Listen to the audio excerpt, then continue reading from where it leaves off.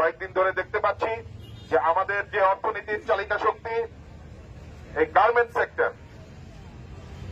সেক্টরকে নিয়ে একটি ষড়যন্ত্র এখন করছে।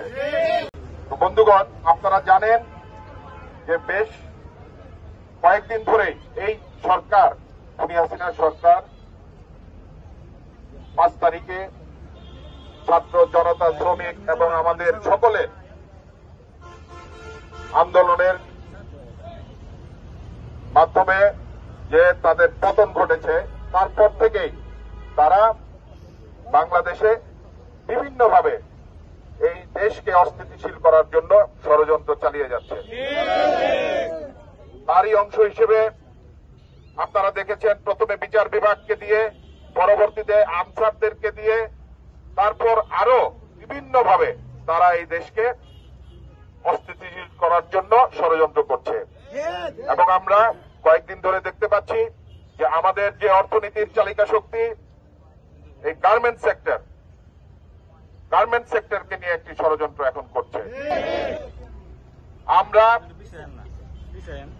বাংলাদেশ জাতীয়তাবাদী দলের গাজীপুর মহানগরের এবং অঙ্গ সংগঠনের সকল নেতাকর্মী, তারেক রহমান এর সৈনিকেরা সকলের রাজপথে থেকে এই ষড়যন্ত্র মোকাবেলা করবো। বন্ধুগণ, আমরা দেখছি যে গত 2-1 দিন ধরেই যে আমাদের যে অর্থনীতির চালিকা শক্তি গার্মেন্টস সেক্টরটাকে অস্থিতিশীল করার জন্য একটা কুচক্রী মহল মাঠে নেমেছে এবং তারা বিভিন্ন মিল ইন্ডাস্ট্রিতে গিয়ে, ফ্যাক্টরিগুলোতে গিয়ে তারা ভাঙচুর করতেছে।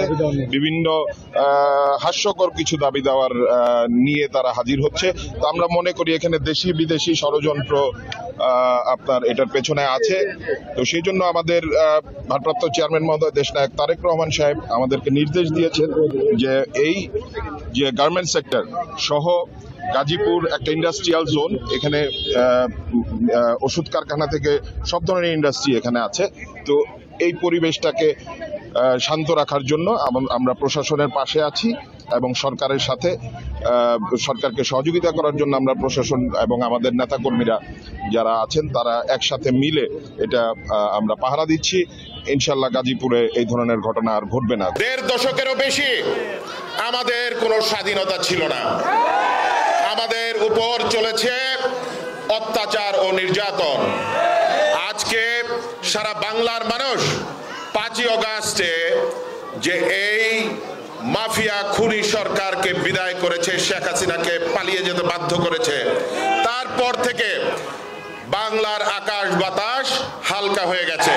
আপনাদেরকে সতর্ক থাকতে হবে, এই হাসিনার দোসররা যেন আপনাদের সাথে মিলেমিশে কোনো অরাজকতা এই বাংলার মাটিতে, এই গাজীপুরের মাটিতে, এই টঙ্গীর মাটিতে যেন সৃষ্টি করতে না পারে।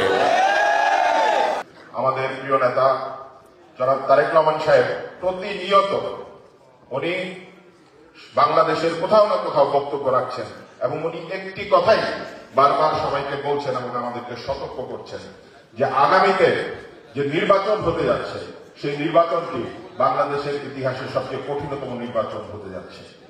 কারণ আমরা বিএনপি গণমানুষের দল, আমরা জনগণের ভোটে রাষ্ট্র পরিচালনার দায়িত্বে আসতে চাই। আমরা ক্ষমতায় যেতে চাই না সেই দখলদারি সরকারের মতো, আওয়ামী লীগের মতো।